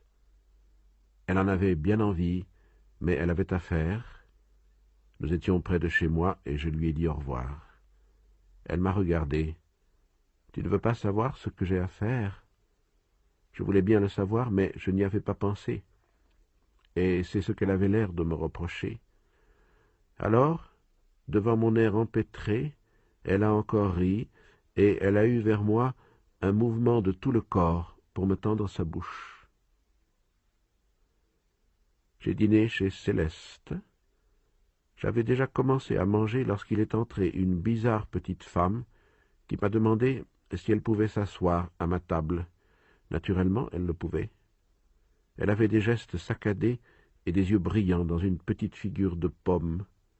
Elle s'est débarrassée de sa jaquette, s'est assise et a consulté fiévreusement la carte. Elle a appelé Céleste et a commandé immédiatement tous ses plats d'une voix à la fois précise et précipitée. En attendant les hors-d'œuvre, elle a ouvert son sac et en a sorti un petit carré de papier et un crayon, a fait d'avance l'addition, puis a tiré d'un gousset augmenté du pourboire la somme exacte qu'elle a placée devant elle. À ce moment, on lui a apporté des hors-d'œuvre qu'elle a engloutis à toute vitesse. En attendant le plat suivant, elle a encore sorti de son sac un crayon bleu et un magazine qui lui donnait les programmes radiophoniques de la semaine. Avec beaucoup de soin, elle a coché une à une presque toutes les émissions. Comme le magazine avait une douzaine de pages, elle a continué ce travail méticuleusement pendant tout le repas. J'avais déjà fini, qu'elle cochait encore, avec la même application. Puis elle s'est levée, a remis sa jaquette avec les mêmes gestes précis d'automate, et elle est partie. Comme je n'avais rien à faire, je suis sorti aussi, et je l'ai suivie un moment. Elle s'était placée sur la bordure du trottoir, et avec une vitesse et une sûreté incroyables, elle suivait son chemin, sans dévier et sans se retourner. J'ai fini par la perdre de vue et par revenir sur mes pas. J'ai pensé qu'elle était bizarre, mais je l'ai oubliée assez vite. Sur le pas de ma porte, j'ai trouvé le vieux Salamano. Je l'ai fait entrer, et il m'a appris que son chien était perdu, car il n'était pas à la fourrière. Les employés lui avaient dit que peut-être il avait été écrasé, et il avait demandé s'il n'était pas possible de le savoir dans les commissariats. On lui avait répondu qu'on ne gardait pas trace de ces choses-là, parce qu'elles arrivaient tous les jours. J'ai dit au vieux Salamano qu'il pourrait avoir un autre chien, mais il a eu raison de me faire remarquer qu'il était habitué à celui-là. J'étais accroupi sur mon lit, et Salamano s'était assis sur une chaise devant la table. Il me faisait face, et il avait ses deux mains sur les genoux. Il avait gardé son vieux feutre. Il mâchonnait des bouts de phrases sous sa moustache jaunie. Il m'ennuyait un peu, mais je n'avais rien à faire et je n'avais pas sommeil. Pour dire quelque chose, je l'ai interrogé sur son chien. Il m'a dit qu'il l'avait eu après la mort de sa femme. Il s'était marié assez tard. Dans sa jeunesse, il avait eu envie de faire du théâtre. Au régiment, il jouait dans les vaudevilles militaires. Mais finalement, il était entré dans les chemins de fer et il ne le regrettait pas, parce que maintenant, Il avait une petite retraite. Il n'avait pas été heureux avec sa femme, mais dans l'ensemble, il s'était bien habitué à elle. Quand elle était morte, il s'était senti très seul. Alors il avait demandé un chien à un camarade d'atelier, et il avait eu celui-là, très jeune. Il avait fallu le nourrir au biberon, mais comme un chien vit moins qu'un homme, ils avaient fini par être vieux ensemble. Il avait mauvais caractère, m'a dit Salamano. De temps en temps, on avait des prises de bec, mais c'était un bon chien quand même. J'ai dit qu'il était de belle race, et Salamano a eu l'air content. Et encore, a-t-il ajouté, vous ne l'avez pas connu avant sa maladie. C'était le poil qu'il avait de plus beau. Tous les soirs et tous les matins depuis que le chien avait eu cette maladie de peau, Salamano le passait à la pommade. Mais selon lui, sa vraie maladie, c'était la vieillesse, et la vieillesse ne se guérit pas. À ce moment, j'ai bâillé, et le vieux m'a annoncé qu'il allait partir. Je lui ai dit qu'il pouvait rester, que j'étais ennuyé de ce qui était arrivé à son chien. Il m'a remercié. Il m'a dit que maman aimait beaucoup son chien. En parlant d'elle, il l'appelait « votre pauvre mère ». Il a émis la supposition que je devais être bien malheureux depuis que maman était morte, et je n'ai rien répondu. Il m'a dit alors, très vite et avec un air gêné, qu'il savait que dans le quartier, on m'avait mal jugé parce que j'avais mis ma mère à l'asile, mais il me connaissait et il savait que j'aimais beaucoup maman. J'ai répondu, je ne sais pas encore pourquoi, que j'ignorais jusqu'ici qu'on me jugeât mal à cet égard, mais que l'asile m'avait paru une chose naturelle, puisque je n'avais pas assez d'argent pour faire garder maman. D'ailleurs, a-t-il ajouté, il y avait longtemps qu'elle n'avait rien à me dire, et qu'elle s'ennuyait toute seule. Oui, m'a-t-il dit, et à l'asile, du moins, on se fait des camarades. Puis, il s'est excusé, il voulait dormir. Sa vie avait changé maintenant, et il ne savait pas trop ce qu'il allait faire. Pour la première fois depuis que je le connaissais, d'un geste furtif, il m'a tendu la main, et j'ai senti les écailles de sa peau. Il a souri un peu, et avant de partir, il m'a dit « J'espère que les chiens n'aboieront pas cette nuit. » Le dimanche, j'ai eu de la peine à me réveiller, et il a fallu que Marie m'appelle et me secoue. Nous n'avons pas mangé parce que nous voulions nous baigner tôt. Je me sentais tout à fait vide et j'avais un peu mal à la tête. Ma cigarette avait un goût amer. Marie s'est moquée de moi parce qu'elle disait que j'avais une tête d'enterrement. Elle avait mis une robe de toile blanche et lâché ses cheveux. Je lui ai dit qu'elle était belle, elle a ri de plaisir. En descendant, nous avons frappé à la porte de Raymond. Il nous a répondu qu'il descendait. Dans la rue, à cause de ma fatigue et aussi parce que nous n'avions pas ouvert les persiennes, le jour, déjà tout plein de soleil, m'a frappé comme une gifle. Marie sautait de joie et n'arrêtait pas de dire qu'il faisait beau. Je me suis senti mieux et je me suis aperçu que j'avais faim. Je l'ai dit à Marie, qui m'a montré son sac en toile cirée, où elle avait mis nos 2 maillots et une serviette. Je n'avais plus qu'à attendre et nous avons entendu Raymond fermer sa porte. Il avait un pantalon bleu et une chemise blanche à manches courtes. Mais il avait mis un canotier, ce qui a fait rire Marie, et ses avant-bras étaient très blancs sous les poils noirs. J'en étais un peu dégoûté. Il sifflait en descendant, et il avait l'air très content. Il m'a dit « Salut vieux !» et il a appelé Marie mademoiselle. La veille, nous étions allés au commissariat et j'avais témoigné que la fille avait manqué à Raymond. Il en a été quitte pour un avertissement. On n'a pas contrôlé mon affirmation. Devant la porte, nous en avons parlé avec Raymond, puis nous avons décidé de prendre l'autobus. La plage n'était pas très loin, mais nous irions plus vite ainsi. Raymond pensait que son ami serait content de nous voir arriver tôt. Nous allions partir quand Raymond, tout d'un coup, m'a fait signe de regarder en face. J'ai vu un groupe d'Arabes adossés à la devanture du bureau de tabac. Ils nous regardaient en silence, mais, à leur manière, ni plus ni moins que si nous étions des pierres ou des arbres morts. Raymond m'a dit que le 2e, à partir de la gauche, était son type, et il a eu l'air préoccupé. Il a ajouté que, pourtant, c'était maintenant une histoire finie. Marie ne comprenait pas très bien et nous a demandé ce qu'il y avait. Je lui ai dit que c'étaient des Arabes qui en voulaient à Raymond. Elle a voulu qu'on parte tout de suite. Raymond s'est redressé et il a ri en disant qu'il fallait se dépêcher. Nous sommes allés vers l'arrêt d'autobus qui était un peu plus loin, et Raymond m'a annoncé que les Arabes ne nous suivaient pas. Je me suis retourné. Ils étaient toujours à la même place, et ils regardaient avec la même indifférence l'endroit que nous venions de quitter. Nous avons pris l'autobus. Raymond, qui paraissait tout à fait soulagé, n'arrêtait pas de faire des plaisanteries pour Marie. J'ai senti qu'elle lui plaisait, mais elle ne lui répondait presque pas. De temps en temps, elle le regardait en riant. Nous sommes descendus dans la banlieue d'Alger. La plage n'est pas très loin de l'arrêt d'autobus, mais il a fallu traverser un petit plateau qui domine la mer et qui dévale ensuite vers la plage. Il était couvert de pierres jaunâtres et d'asphodèles tout blancs sur le bleu déjà dur du ciel. Marie s'amusait à en éparpiller les pétales à grands coups de son sac de toile cirée. Nous avons marché entre des files de petites villas à barrières vertes ou blanches, quelques-unes enfouies avec leurs vérandas sous les tamaris, quelques autres nues au milieu des pierres. Avant d'arriver au bord du plateau, on pouvait voir déjà la mer immobile et, plus loin, un cap somnolent et massif dans l'eau claire. Un léger bruit de moteur est monté dans l'air calme jusqu'à nous, et nous avons vu, très loin, un petit chalutier qui avançait imperceptiblement sur la mer éclatante. Marie accueillit quelques iris de roche. De la pente qui descendait vers la mer, nous avons vu qu'il y avait déjà quelques baigneurs. L'ami de Raymond habitait un petit cabanon de bois à l'extrémité de la plage. La maison était adossée à des rochers et les pilotis qui la soutenaient sur le devant baignaient déjà dans l'eau. Raymond nous a présentés. Son ami s'appelait Masson. C'était un grand type, massif de taille et d'épaules, avec une petite femme ronde et gentille à l'accent parisien.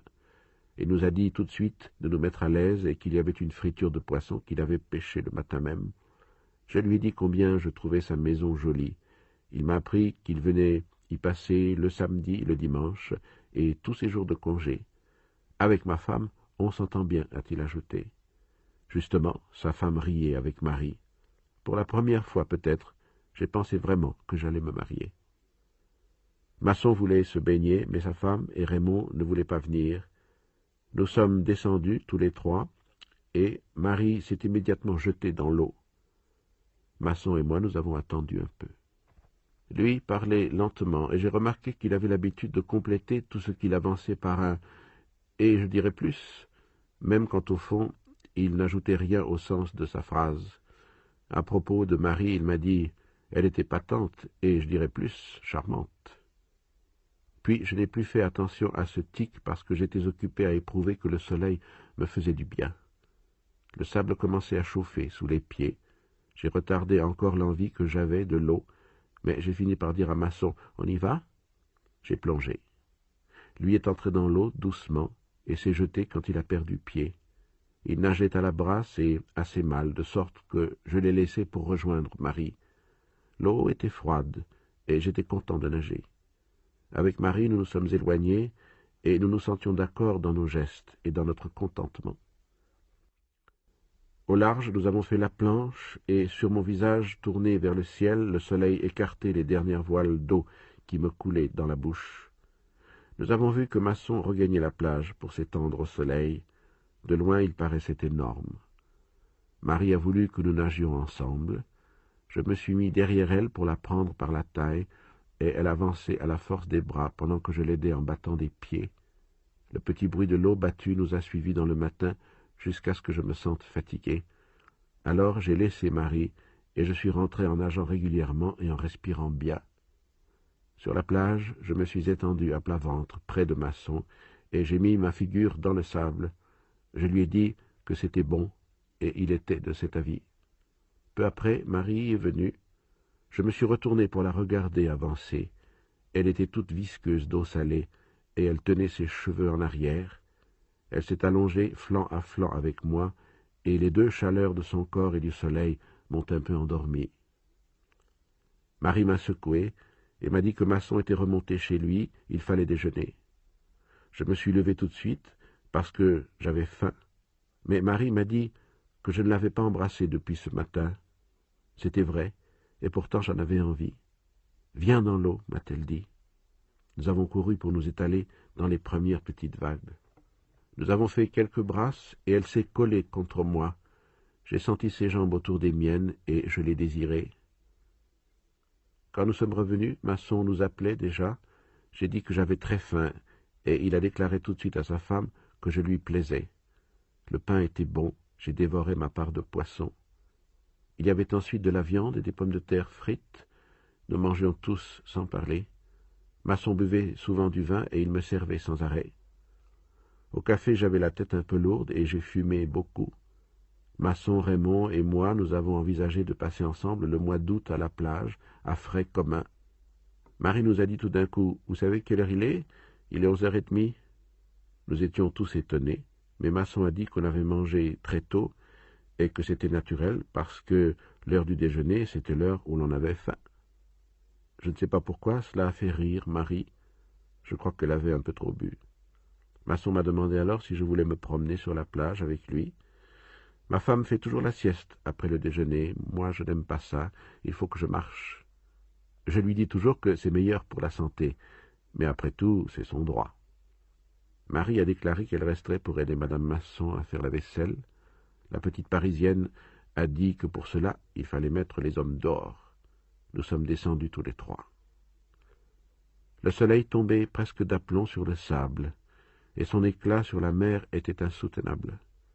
Il n'y avait plus personne sur la plage.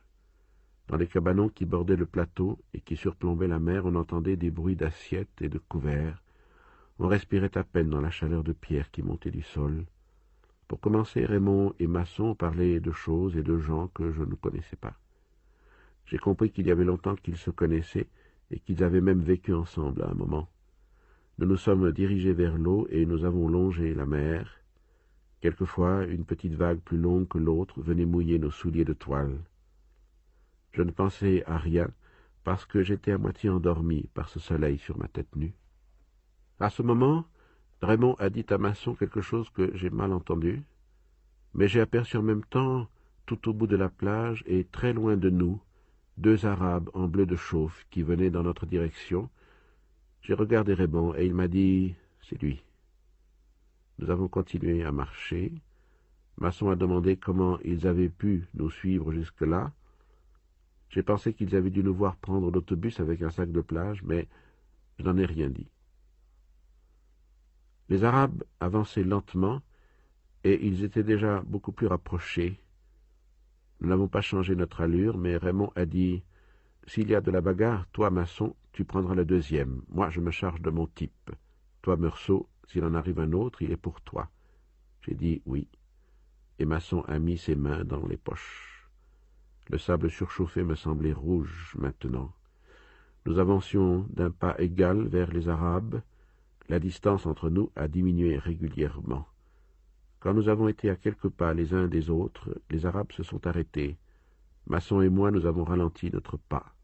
Raymond est allé tout droit vers son type.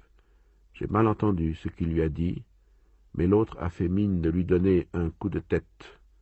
Raymond a frappé alors une première fois, et il a tout de suite appelé Masson. Masson est allé à celui qu'on lui avait désigné, et il a frappé 2 fois, avec tout son poids.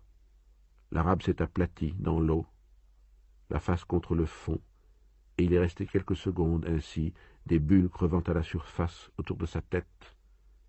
Pendant ce temps, Raymond aussi a frappé, et l'autre avait la figure en sang. Raymond s'est retourné vers moi et il a dit « Tu vas voir ce qu'il va prendre. » Je lui ai crié « Attention, il a un couteau. » Mais déjà Raymond avait le bras ouvert et la bouche tailladée. Masson a fait un bond en avant, mais l'autre Arabe s'était relevé et il s'est placé derrière celui qui était armé. Nous n'avons pas osé bouger. Ils ont reculé lentement, sans cesser de nous regarder et de nous tenir en respect avec le couteau. Quand ils ont vu qu'ils avaient assez de champ, ils se sont enfuis très vite, pendant que nous restions cloués sous le soleil et que Raymond tenait serré son bras dégouttant de sang. Masson a dit immédiatement qu'il y avait un docteur qui passait ses dimanches sur le plateau. Raymond a voulu y aller tout de suite, mais chaque fois qu'il parlait, le sang de sa blessure faisait des bulles dans sa bouche. Nous l'avons soutenu et nous sommes revenus au cabanon aussi vite que possible. Là, Raymond a dit que ses blessures étaient superficielles et qu'il pouvait aller chez le docteur. Il est parti avec Masson, et je suis resté pour expliquer aux femmes ce qui était arrivé. Madame Masson pleurait et Marie était très pâle. Moi, cela m'ennuyait de leur expliquer. J'ai fini par me taire et j'ai fumé en regardant la mer. Vers 1h30, Raymond est revenu avec Masson. Il avait le bras bandé du sparadrap au coin de la bouche. Le docteur lui avait dit que ce n'était rien, mais Raymond avait l'air très sombre. Masson a essayé de le faire rire, mais il ne parlait toujours pas. Quand il a dit qu'il descendait sur la plage, je lui ai demandé où il allait. Masson et moi avons dit que nous allions l'accompagner. Alors il s'est mis en colère, et il nous a insultés. Masson a déclaré qu'il ne fallait pas le contrarier. Moi, je l'ai suivi quand même. Nous avons marché longtemps sur la plage. Le soleil était maintenant écrasant. Il se brisait en morceaux sur le sable et sur la mer. J'ai eu l'impression que Raymond savait où il allait, mais c'était sans doute faux. Tout au bout de la plage, nous sommes arrivés enfin à une petite source qui coulait dans le sable derrière un gros rocher. Là, nous avons trouvé nos 2 Arabes. Ils étaient couchés dans leur bleu de chauffe graisseux. Ils avaient l'air tout à fait calmes et presque contents. Notre venue n'a rien changé. Celui qui avait frappé Raymond le regardait sans rien dire. L'autre soufflait dans un petit roseau et répétait sans cesse en nous regardant du coin de l'œil les 3 notes qu'il obtenait de son instrument. Pendant tout ce temps, il n'y a plus eu que le soleil et ce silence, avec le petit bruit de la source et les 3 notes. Puis Raymond a porté la main à sa poche revolver, mais l'autre n'a pas bougé, il se regardait toujours. J'ai remarqué que celui qui jouait de la flûte avait les doigts des pieds très écartés, mais sans quitter des yeux son adversaire, Raymond m'a demandé « Je le descends ?» J'ai pensé que si je disais non, il s'exciterait tout seul et tirerait certainement. Je lui ai seulement dit « Il ne t'a pas encore parlé. Ça ferait vilain de tirer comme ça. » On a encore entendu le petit bruit d'eau et de flûte au cœur du silence et de la chaleur. Puis Raymond a dit « Alors je vais l'insulter, et quand il répondra, je le descendrai. » J'ai répondu « C'est ça. Mais s'il ne sort pas son couteau, tu ne peux pas tirer. » Raymond a commencé à s'exciter un peu. L'autre jouait toujours, et tous 2 observaient chaque geste de Raymond. « Non, ai-je dit à Raymond, prends-le d'homme à homme et donne-moi ton revolver. Si l'autre intervient, ou s'il tire son couteau, je le descendrai. » Quand Raymond m'a donné son revolver, le soleil a glissé dessus. Pourtant, nous sommes restés encore immobiles, comme si tout s'était refermé autour de nous. Nous nous regardions sans baisser les yeux et tout s'arrêtait ici entre la mer, le sable et le soleil, le double silence de la flûte et de l'eau. J'ai pensé à ce moment qu'on pouvait tirer ou ne pas tirer, mais brusquement les Arabes, à reculons, se sont coulés derrière le rocher. Raymond et moi sommes alors revenus sur nos pas. Lui paraissait mieux et il a parlé de l'autobus du retour. Je l'ai accompagné jusqu'au cabanon et pendant qu'il gravissait l'escalier de bois, je suis resté devant la première marche, la tête retentissante de soleil, découragé devant l'effort qu'il fallait faire pour monter l'étage de bois et aborder encore les femmes. Mais la chaleur était telle qu'il m'était pénible aussi de rester immobile sous la pluie aveuglante qui tombait du ciel. Rester ici ou partir, cela revenait au même. Au bout d'un moment, je suis retourné vers la plage et je me suis mis à marcher. C'était le même éclatement rouge. Sur le sable, la mer haletait de toute la respiration rapide et étouffée de ces petites vagues. Je marchais lentement vers les rochers et je sentais mon front se gonfler sous le soleil. Toute cette chaleur s'appuyait sur moi et s'opposait à mon avance. Et chaque fois que je sentais son grand souffle chaud sur mon visage, je serrais les dents, je fermais les poings dans les poches de mon pantalon, je me tendais tout entier pour triompher du soleil et de cette ivresse opaque qu'il me déversait. À chaque épée de lumière jaillie du sable, d'un coquillage blanchi ou d'un débris de verre, mes mâchoires se crispaient. J'ai marché longtemps. Je voyais de loin la petite masse sombre du rocher entourée d'un halo aveuglant par la lumière et la poussière de mer. Je pensais à la source fraîche derrière le rocher. J'avais envie de retrouver le murmure de son eau, envie de fuir le soleil, l'effort et les pleurs de femme, envie enfin de retrouver l'ombre et son repos. Mais quand j'ai été plus près, j'ai vu que le type de Raymond était revenu. Il était seul. Il reposait sur le dos, les mains sur la nuque, le front dans les ombres du rocher, tout le corps au soleil. Son bleu de chauffe fumait dans la chaleur. J'ai été un peu surpris. Pour moi, c'était une histoire finie, et j'étais venu là sans y penser. Dès qu'il m'a vu, il s'est soulevé un peu, et il a mis la main dans sa poche. Moi, naturellement, j'ai serré le revolver de Raymond dans mon veston. Alors, de nouveau, il s'est laissé aller en arrière, mais sans retirer la main de sa poche. J'étais assez loin de lui, à une dizaine de mètres. Je devinais son regard par instants entre ses paupières mi-closes, mais le plus souvent son image dansait devant mes yeux dans l'air enflammé. Le bruit des vagues était encore plus paresseux, plus étal qu'à midi. C'était le même soleil, la même lumière sur le même sable qui se prolongeait ici. Il y avait déjà 2 heures que la journée n'avançait plus, 2 heures qu'elle avait jeté l'ancre dans un océan de métal bouillant. À l'horizon, un petit vapeur est passé, et j'en ai deviné la tache noire au bord de mon regard, parce que je n'avais pas cessé de regarder l'arabe. J'ai pensé que je n'avais qu'un demi-tour à faire, et ce serait fini. Mais toute une plage vibrante de soleil se pressait derrière moi. J'ai fait quelques pas vers la source. L'arabe n'a pas bougé. Malgré tout, il était encore assez loin. Peut-être à cause des ombres sur son visage, il avait l'air de rire. J'ai attendu. La brûlure du soleil gagnait mes joues, et j'ai senti des gouttes de sueur s'amasser dans mes sourcils. C'était le même soleil que le jour où j'avais enterré maman, et comme alors le front surtout me faisait mal, et toutes ses veines battaient ensemble sous la peau. À cause de cette brûlure que je ne pouvais plus supporter, j'ai fait un mouvement en avant. Je savais que c'était stupide, que je ne me débarrasserais pas du soleil en me déplaçant d'un pas, mais j'ai fait un pas, un seul pas en avant, et cette fois, sans se soulever, l'arabe a tiré son couteau qu'il m'a présenté dans le soleil. La lumière a giclé sur l'acier, et c'était comme une longue lame étincelante qui m'atteignait au front. Au même instant, la sueur amassée dans mes sourcils a coulé d'un coup sur les paupières et les a recouvertes d'un voile tiède et épais. Mes yeux étaient aveuglés derrière ce rideau de larmes et de sel. Je ne sentais plus que les cymbales du soleil sur mon front, et indistinctement, le glaive éclatant jaillit du couteau toujours en face de moi. Cette épée brûlante rongeait mes cils et fouillait mes yeux douloureux. C'est alors que tout a vacillé. La mer a charrié un souffle épais et ardent.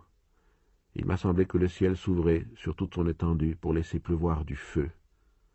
Tout mon être s'est tendu, et j'ai crispé ma main sur le revolver. La gâchette a cédé, j'ai touché le ventre poli de la crosse, et c'est là, dans le bruit à la fois sec et assourdissant, que tout a commencé. J'ai secoué la sueur et le soleil. J'ai compris que j'avais détruit l'équilibre du jour, le silence exceptionnel d'une plage où j'avais été heureux. Alors j'ai tiré, encore 4 fois sur un corps inerte, où les balles s'enfonçaient sans qu'il y parût, et c'était comme 4 coups brefs que je frappais sur la porte du malheur.